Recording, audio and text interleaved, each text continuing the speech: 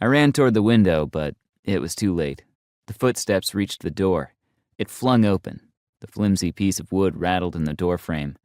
I turned, ready to cover the floor in ice to hopefully slow them down, but stopped when I didn't spot the ivory-robed enforcers I had been expecting. "Don't move," the marvel at the door said. He held out a hand, where the mind-bending blue threads of mana swirled around his open palm. The man, handsome, I had to admit, hot, really, looked at the painting and went pale. Then he saw the Fae at my feet, and the color returned, anger twisting his features. His eyes darted back to me. How did you... Why?" I shook my head. Now wasn't the time for explanations. I didn't know this, admittedly very hot, man a single thing.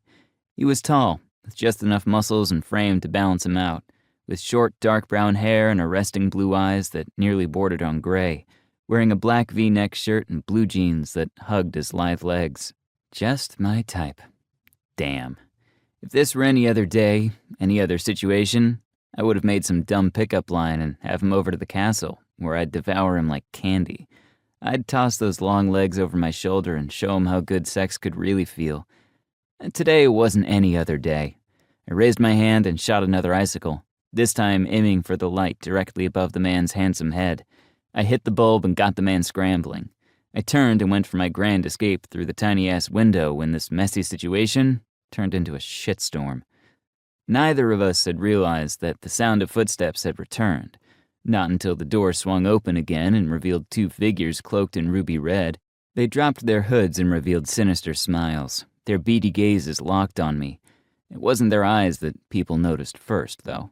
It was the perfect ring of still-searing flesh on their foreheads, enchanted to look as though they had just held the burning brand against their forehead minutes ago, even though those marks had likely been made long, long before, after they had graduated from initiates to full-blown cult members.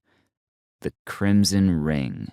"Maddox Blackthorne," one of them said, pulling two long blades out from under her robe, their hilts the same blood red as the burning circle on her forehead. Neither of them paid any attention to the marvel, who had his back pressed against the wall. I kept a sliver of my attention on him, not because he was a threat, but because he looked so damn threatened. The cocky and ready-to-fight air he had put on earlier seemed to evaporate the moment the cultists walked through the door.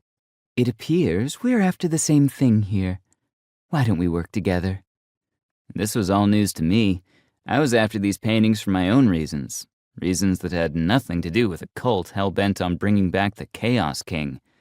"I'd rather not," I said, and without a second thought, I shot 2, 3, 4 icicles at the large red targets.